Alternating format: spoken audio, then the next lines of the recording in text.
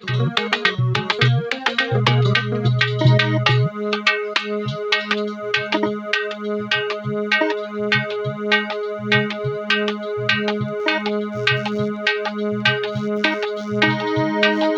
देश की धरती सोना उगले उगले हीरे मोती, मेरी देश की धरती।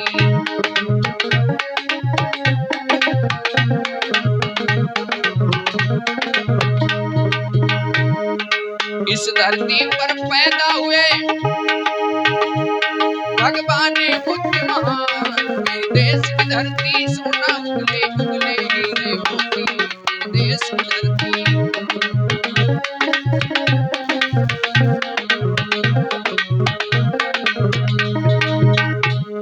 मेरे देश की धरती सोना उगले उगले हीरे मोती, मेरे देश की धरती।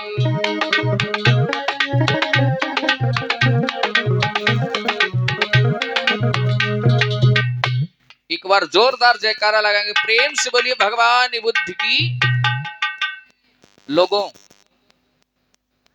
ये है महाकारुणिक दया के भंडार तथागत गौतम बुद्ध, जिन्होंने 563 ईसा पूर्व रानी महामाया की कोख से जन्म लिया। ये राजा सिद्धोधन के लड़के थे और ज्ञान की खोज में तथागत गौतम बुद्ध ने अपने पिता की जितनी सारी संपत्ति थी उस संपत्ति का त्याग कर दिया। ज्ञान की खोज में जगह जगह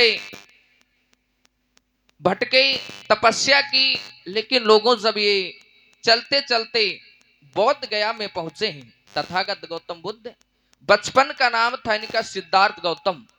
जब उस बौद्ध गया में पहुंचे हैं लोगों, तब इन्हें पीपल के वृक्ष के नीचे ज्ञान प्राप्त, और जब इन्हें ज्ञान प्राप्त हुआ तो सर्वप्रथम इन्होंने सारनाथ में 5 ब्राह्मणों को ज्ञान बताया, पंचशील बताया, अष्टांगिक मार्ग बताए, 4 अर्थशास्त्र बताए। लोगों, भगवान बुद्ध तथागत गौतम बुद्ध ऐसे एक महामानव थे जो अपने वचनों के द्वारा लोगों को समझाने का प्रयास करते थे। अपने भिक्षुओं के साथ में गांव गांव जाते थे, लोगों को सही रास्ते पर लाने का काम करते थे। ऐसे थे हमारे करुणा के सागर, दया के भंडार तथागत गौतम बुद्ध। अभी तमाम महापुरुषों की वंदना आप लोगों के सामने में झांकी द्वारा आ रही है और एक एक महापुरुष को देखेंगे और उनके बारे में हम बताएंगे, आप लोग गहराई से समझेंगे। तो ये कौन है? तथागत गौतम बुद्ध। भैया पर्दा बंद करिए। कि मेरी देश की धरती सोना उगले उगले हीरे मोती, मेरी देश की धरती।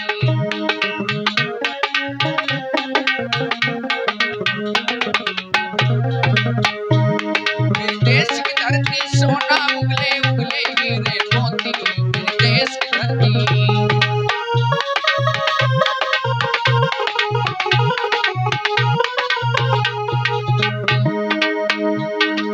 इस धरती पर पैदा हुए संत गुरु रविदास। पर्दा बंद कर दीजिए भैया, अभी फिर खुलेगा, आप लोग रुक जाइए। इस धरती पर पैदा हुए संत गुरु रविदास,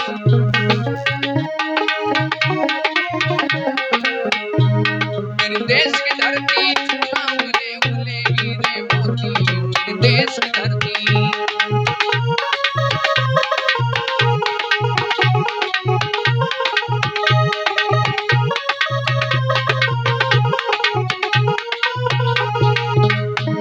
मेरे देश की धरती सोना उगले उगले हीरे मोती, मेरे देश की धरती।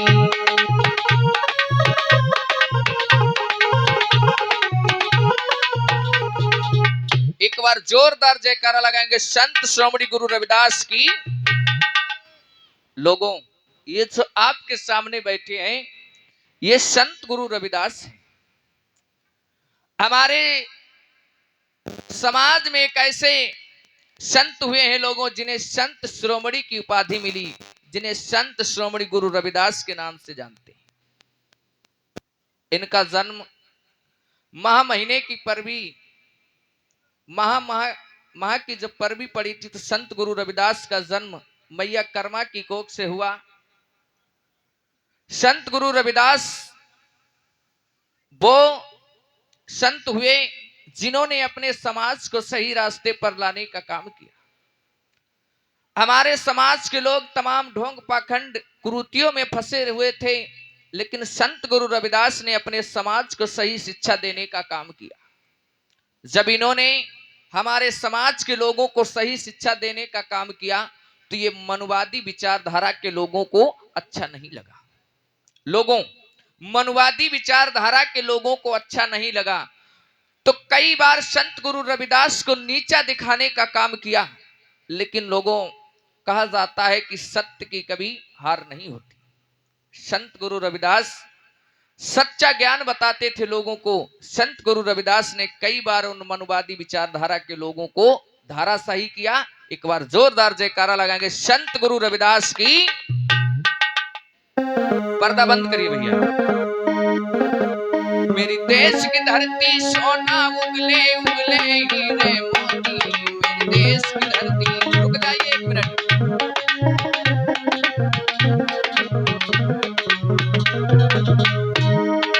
इस धरती पर पैदा हुए एकलव्य वीर महान,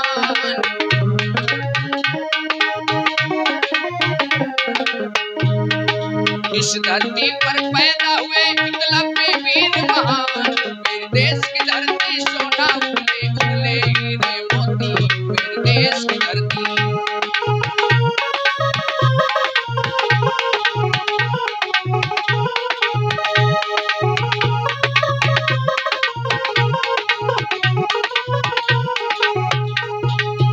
एक बार जोरदार जयकारा लगाएंगे वीर एकलव्य की। वीर एकलव्य को कौन कौन जानता है? हाथ उठाएंगे भैया, कौन कौन जानता है वीर एकलव्य को?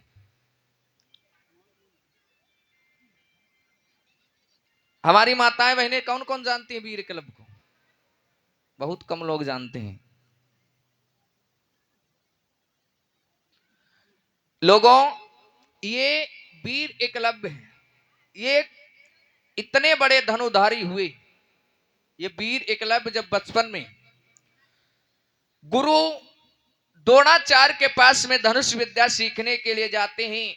ये पासी समाज के एक राजा हुए हैं जिनका नाम था हिरणायक, और उन हिरणायक का बेटा है, इसका नाम लोगों है एकलव्य। ये धनुष विद्या सीखने के लिए गुरु द्रोणाचार्य के पास जाता है। पासी समाज का राजा था। उस राजा के लड़के ने विचार किया मैं भी धनुष विद्या सीखूंगा। गुरु द्रोणाचार्य के पास में धनुष विद्या सीखने के लिए गया, लेकिन अछूत शूद्र नीच होने के कारण गुरु द्रोणाचार्य इस बालक को धनुष विद्या नहीं सिखाते हैं और धक्के मार के अपने आश्रम से भगा देते। एकलव्य ने मन में विचार किया गुरुवर तुमने मुझे भगा दिया।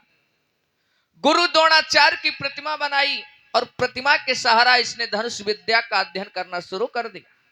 लोगों, ये अपनी विद्या में प्रतिदिन ध्यान लगाता था। एक दिन वो आया, ये सबसे बड़ा धनुषधारी बना। एक दिन गुरु द्रोणाचार्य के जो शिष्य थे उनका एक कुत्ता रास्ता भटक गया, एकलव्य के आश्रम पर पहुंचा। एकलव्य धनुष विद्या का अध्ययन कर रहा था। कुत्ता बार बार भौंक रहा था तो एकलव्य ने अपने उस कुत्ते को चुप कराने के लिए 7 बाण चलाए। लोगों, उस कुत्ते के मुख में भर गए।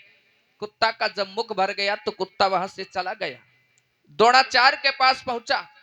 जब द्रोणाचार्य ने देखा कि ये कौन इतना बड़ा धनुषधारी हो गया जो हमसे भी ज्यादा धनुष विद्या में निपुण है, अर्जुन कहने लगे गुरुदेव ये कुत्ता हमें बताएगा। जब जाना है कि इस धनुष विद्या का अध्ययन में इतना निपुण ये एकलव्य है तो बात बनाकर कहने लगे द्रोणाचार्य कि बेटा तुम्हारे गुरु कौन है? तो एकलव्य ने कहा कि गुरुदेव आप ही हमारे गुरु हो। आपकी प्रतिमा के सहारा मैंने इस धनुष विद्या का अध्ययन सीखा और जो ही जाना है कि हम ही गुरु हैं। तो आज गुरु कहने लगे हैं हमें तुमसे गुरु दक्षिणा चाहिए। तुम धनुष विद्या तो सीख गए हो, लेकिन जब तक किसी गुरु की गुरुदक्षिणा नहीं दी जाती है तब तक वो शिक्षा पूरी नहीं होती है। क्या तुम मुझे गुरुदक्षिणा दे सकते हो? एकलव्य ने कहा, कहिए गुरुदेव, मांगिए, मेरे पिता राजा हैं, जो मांगेंगे मैं आपको धन संपत्ति माल खजाना अवश्य दूंगा, मांगिए। लेकिन लोगों, यहीं पर हमारे महापुरुषों को हराया जाता है, छल किया जाता है। गुरु द्रोणाचार्य ने कहा कि एकलव्य, हम ऐसे नहीं मांगेंगे, जब तक तुम तिरवाचा नहीं भरोगे तब तक हम तुमसे कुछ नहीं मांगेंगे। लोगों, जब तिरवाचा भरा लिया तो एकलव्य से कहा कि एकलव्य, मुझे दाहिने हाथ का अंगूठा दान कर दो। छल कपट से एकलव्य का दाहिने हाथ का अंगूठा कटवाया और हमारे महापुरुषों को इस तरीके से छल किया गया। एक बार जोरदार जयकारा लगाएंगे वीर एकलव्य की। पर्दा बंद करिए भैया। मेरी देश की धरती सोना उगले हीरे मोती, मेरे देश की धरती।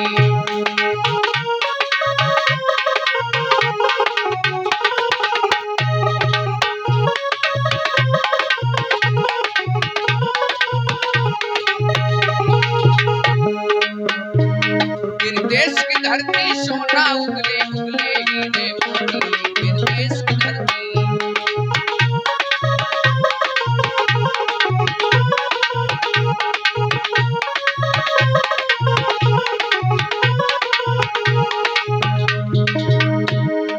इस धरती पर पैदा हुए अशोक सम्राट महान,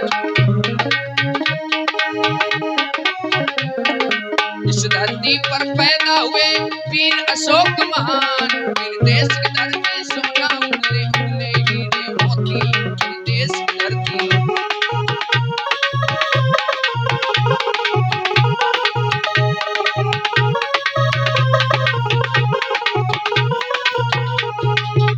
एक बार जोरदार जयकारा लगाएंगे चक्रवर्ती अशोक सम्राट की। लोगों, ये चक्रवर्ती अशोक सम्राट है जिन्होंने इस अखंड भारत पर राज किया। तमाम जगह पर अशोक सम्राट ने राजाओं महाराजाओं को मारकर ये जितना राजपाट था अशोक ने अपने राज में मिलाया। अशोक इतना बड़ा खूंखारी राजा था कि जिस राजा का नाम सुन लेता था उसके ऊपर चढ़ाई कर देता था और उसको मारकर अपना राज में उसका राज मिला लेता था। बहुत खूंखारी राजा हुआ। लोगों, एक युद्ध हुआ, कलिंग युद्ध। कलिंग युद्ध कोई छोटा मोटा युद्ध नहीं हुआ, उसमें लाखों लोग मारे गए और सैकड़ों लोग बंदी बनाए गए, घायल हुए। तमाम माताओं बहनों के सिंदूर उजाड़ दिए गए, तमाम बाप बेटों के कत्लेआम हुए, खून की नदियां बही। अशोक को राज की इतनी भूख बढ़ गई कि अशोक ने लाखों लोगों की हत्याएं करवा दी। और जब एक बौद्ध भिक्षु का आना होता है अशोक के दरबार में, अशोक विचार करते हैं कि हम इतने बड़े राज के मालिक हैं लेकिन हमारे चेहरे पर यह खुशी नहीं। लेकिन मैं इन बौद्ध भिक्षु को देख रहा हूं, इनके चेहरे पर अलग ही झलक है, अलग ही खुशी है। तो लोगों, अशोक सम्राट ने क्या किया, उस खंजर को फेंक दी, तलवार डाल दी और बौद्ध धर्म की दीक्षा ली। और बौद्ध धर्म का जब दीक्षा ली तो अपने पुत्र महेंद्र और पुत्री संघमित्रा को श्रीलंका के लिए बौद्ध धर्म का प्रचार प्रसार करने के लिए भेजा। हमारे इसी भारत देश के अंदर चक्रवर्ती अशोक सम्राट ने 84,000 भगवान बुद्ध के मठ मंदिर स्तूपों का निर्माण करवाया। जगह जगह पर अशोक सम्राट ने शिलालेख लिखवाए और आज भी जिस कागज पर अशोक सम्राट की जो लाट है, अगर अशोक सम्राट की लाट लोगों उस कागज पर लग जाती तो समझ लीजिए वो नोट, वो कागज सरकारी हो जाता है। तमाम हमारे काम जो सरकारी कागजात आते हैं, आप नोट पर देखा होगा अशोक सम्राट की लाट आती है। जानते हैं आप लोग अशोक सम्राट की लाट को? जानते हैं माता बहने, कौन कौन जानता है? अशोक सम्राट की लाट के बिना लोगों नोट नहीं चलेगा। और इन्होंने जब बौद्ध धर्म अपनाया तो इनके जितने हेलो, अशोक सम्राट की लाट सभी जानते हैं, पुतली जानते हैं नोट में बनी होती है, बस वही अशोक सम्राट की लाट है। सन पुतली जानते हैं ना, एक तरफ सन एक तरफ पुतली, तो पुतली ही उसमें चारों तरफ शेर के मुंह होते हैं, वही होती है अशोक की लाट। ठीक है, धन्यवाद। अशोक सम्राट ने जब बौद्ध धर्म अपनाया तो हमारे देश में पूरा बौद्ध धर्म हो गया था। अशोक की जितनी पीढ़ियां अशोक के बाद में हुई और अशोक के बाद में राजा बृहद्रथ तक हमारे देश में बौद्ध धर्म का प्रचार प्रसार होता रहा। उसके बाद में यहाँ पर मनवादी विचारधारा के लोगों ने इस बौद्ध धर्म का पतन किया। इस सुंदर कथा आप लोगों को आगे देखने को भी मिलेगी। तो एक बार जोरदार जयकारा लगाएंगे चक्रवर्ती अशोक सम्राट की।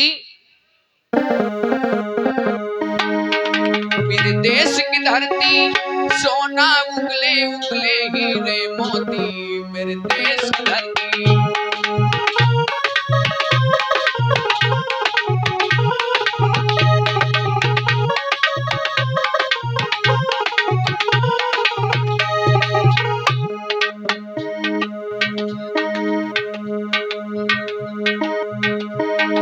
देश की धरती सोना उगले उगले हीरे मोती, मेरे देश की धरती।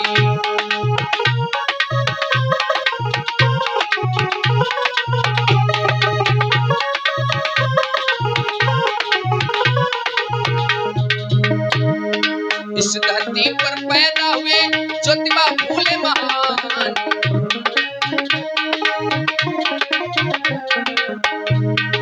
इस धरती पर पैदा हुए ज्योतिबा फूले महान, मेरे देश की धरती सोना उगले उगले हीरे मोती, मेरे देश की धरती।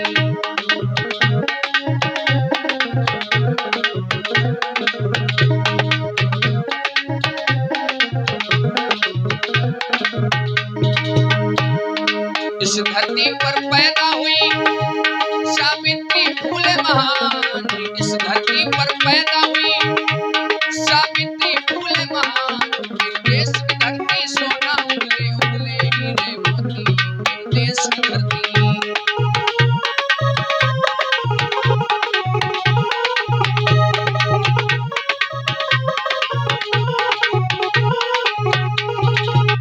एक बार जोरदार जयकारा लगाएंगे ज्योतिबा राव फूले की माता सावित्री बाई फूले की। माता सावित्री बाई फूले और राष्ट्रपिता ज्योतिबा राव फूले को कौन कौन जानता है? हाथ उठाएंगे हमारी माताओं बहनों। ज्योतिबा राव फूले और सावित्री बाई फूले को कौन कौन जानता है? बहुत कम हाथ उठ रहे हैं भैया। अब अगर कहीं दई होती नहीं, कहीं देवी मैया कौन जाने तो सब जानते, लेकिन जो इनका सावित्री बाई फूले कोई नहीं जानते हैं। ध्यान देना लोगों, राष्ट्रपिता ज्योतिबा राव फूले और माता सावित्री बाई फूले माली समाज में जन्म लेती। माली समाज में जन्म लिया राष्ट्रपिता ज्योतिबा राव फूले ने, और जो इनके पास में ये माता सावित्री बाई फूले हैं, ये इनकी धर्मपत्नी है। माता सावित्री बाई फूले और राष्ट्रपिता ज्योतिबा राव फूले ने अपने जीवन में काफी संघर्ष किया और संघर्ष करके हमारे देश की माताओं बहनों को शिक्षा देने का काम किया।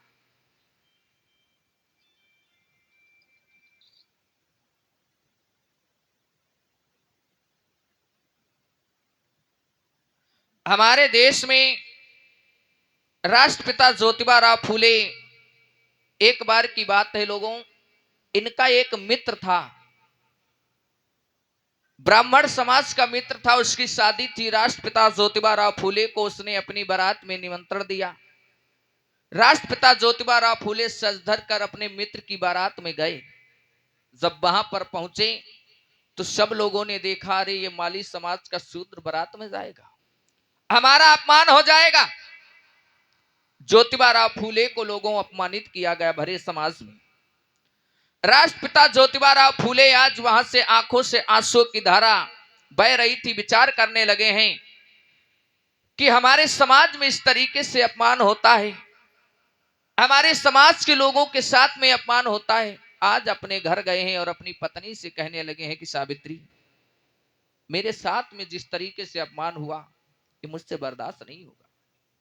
मैं जानता हूं सावित्री मेरे साथ में ये अपमान क्यों हुआ। राष्ट्रपिता ज्योतिबा राव फूले कहने लगे हैं, सावित्री हमारा समाज पढ़ा लिखा नहीं है, हमारा समाज अनपढ़ है, हमारा समाज अशिक्षित है, इसीलिए हमारे समाज के लोगों का अपमान होता है। क्योंकि मैं पढ़ा लिखा था तब मेरा भरे समाज में अपमान किया गया, और हमारी भोली भाली जनता का किस तरीके से अपमान किया जाता होगा। ज्योतिबा राव फूले अपनी पत्नी से कहने लगे हैं, सावित्री मैं इस अपमान का बदला जरूर लूंगा। मैं अपने समाज की माताओं बहनों को शिक्षित करूंगा, अपने समाज के लोगों को शिक्षित करूंगा। सावित्री तुम्हें हमारी मदद करनी होगी। माता सावित्री बाई फूले कहने लगी, स्वामी हम तुम्हारी मदद क्या कर सकते हैं, हम तो खुद अनपढ़ हैं। और लोगों उस समय मनु विधान में स्त्री और शूद्र को शिक्षा देने से मना था। शूद्र और स्त्री को शिक्षा देने का लेने का अधिकार नहीं था। चाहे वो किसी भी वर्ण की माता बहन होती, उसे पढ़ने लिखने का अधिकार नहीं था। ज्योतिबा राव फूले ने विचार किया कि हम इस देश की माताओं बहनों को पढ़ाने लिखाने का काम करूंगा। सावित्री बाई फूले कहने लगी, स्वामी हम तो खुद नहीं पढ़े लिखे, हम तुम्हारी मदद कैसे कर सकते हैं।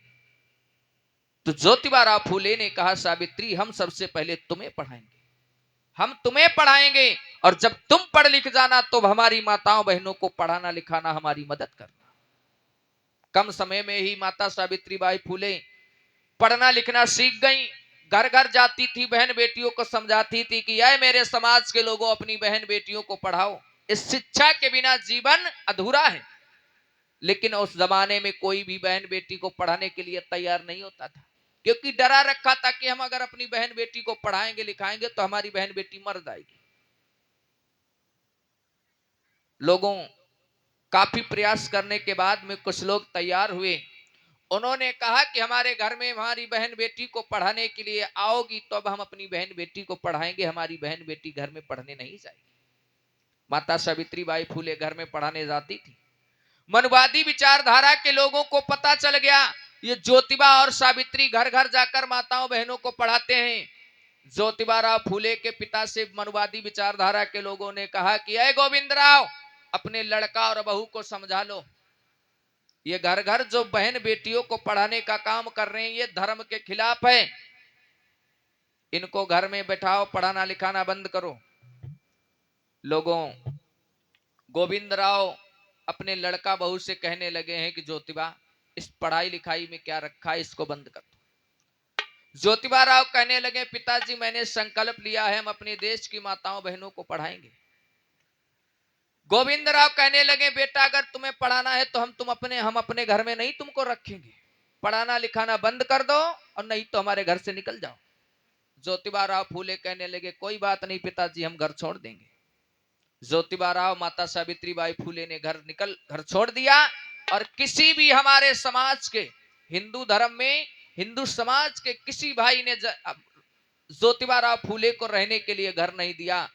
एक उस्मान शेख और बहन फातिमा शेख हुई, उन्होंने अपना घर ज्योतिबा राव फूले और सावित्री बाई फूले को रहने के लिए दिया। हमारे समाज में माता सावित्री बाई फूले जब घर घर बहन बेटियों को पढ़ाने के लिए जाया करती थी तो यही मनवादी विचारधारा के लोग माता सावित्री बाई फूले के ऊपर कीचड़ गोबर और कंकड़ फेंक कर मारते थे। लेकिन माता सावित्री बाई फूले 2 साड़ियां लेकर जाती थी और अपनी बहन बेटियों को पढ़ाने का काम करती थी। लोगों तमाम हमारी माताओं बहनों ने खूब देवी देवताओं की पूजा की होगी, लेकिन अगर तुम्हारे लिए कोई असली देवी है तो वो माता सावित्री बाई फूले है। क्योंकि अगर माता सावित्री बाई फूले ने तुम्हारे लिए संघर्ष नहीं किया होता तो माताओं बहनों पढ़ने लिखने का तुम्हें अधिकार नहीं मिलता। एक बार जोरदार जयकारा लगाएंगे माता सावित्री बाई फूले की, राष्ट्रपिता ज्योतिबा राव फूले की।